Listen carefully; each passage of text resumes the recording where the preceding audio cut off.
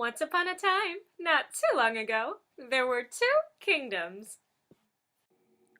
One, held in the vice grip of a mouse's iron fist, had begun to lose control over the magical land of Animatia. The great renaissance of the 90s was coming to an end.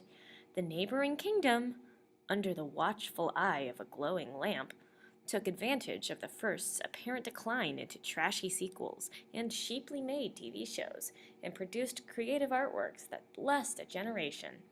However, rising from the shadows cast by the two great kingdoms was a third: art, history, religion. This emerging kingdom replaced the Disney Renaissance with a daring enlightenment of its own. And just when they started to run out of ideas, the Fisherman in the Moon hooked a story about a grouchy ogre and rocketed back into the generational spotlight. Oversharing.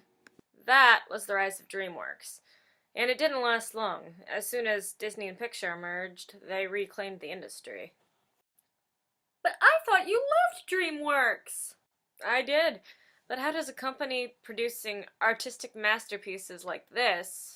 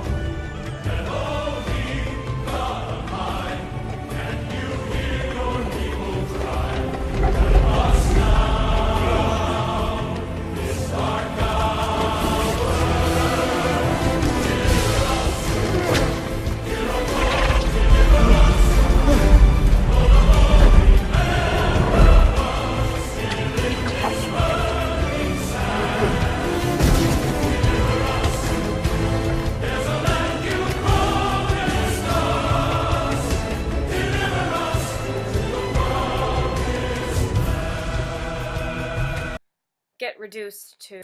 What is happening right now? I don't know. Let's try and leave and see what happens.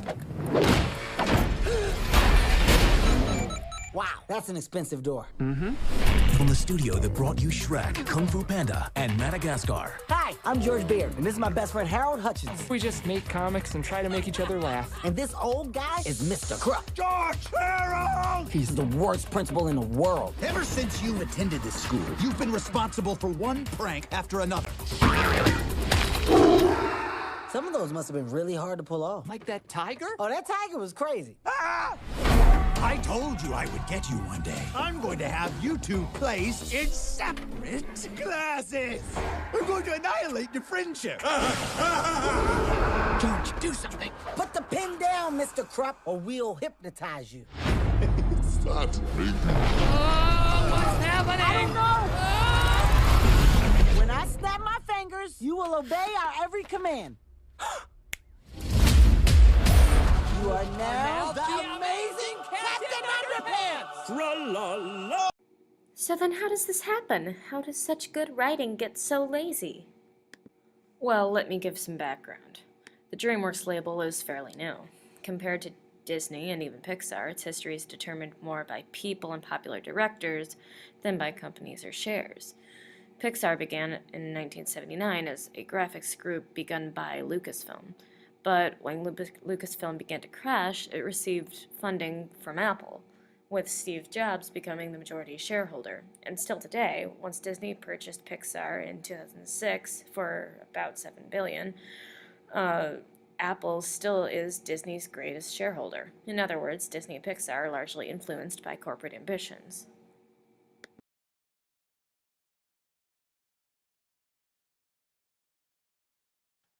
Oh, so while they were struggling with competitors and merging, DreamWorks could be creatively independent? Pretty much. While other companies were corporately creative and designed to follow reliable money-making algorithms, DreamWorks was the brainchild of Steven Spielberg, Jeffrey Katzenberg, and David Geffen, some of those names you might recognize.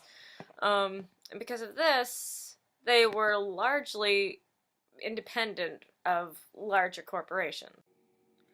Until the 2005 era, the original creators could freely experiment and approach the industry with their own unique styles and artistic vision. We can see the varying results at the time, all with very different storytelling, animation, and soundtrack styles. Some experiments were wildly successful. Miguel, you're talking to a horse. That's it, Altivo.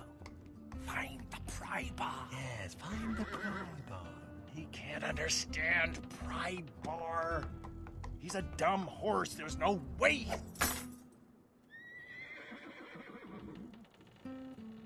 Well, it's not a pry bar. Others, not so much. What ultimately began the studio's downfall was its sale to Viacom, the parent company of Paramount Studios. At the same time, the studio, which produced mainly live actions, decided to split, and DreamWorks Animation became a separate studio of its own. The style's regulated, but the content quality shot way down, because now, like everybody else, the DreamWorks Animation Studio cared more about making money by whatever means necessary, whether it be sequels or crappy animations that follow certain, usually social justice style, than bringing creative visions to life. Does the story end there? Nope. In less than a year, it was sold to an independent Indian company, and eventually consumed by Disney. Anyway, thanks for joining us today. Let us know your thoughts on the video and on these studios that we talked about, and we'll see you next week.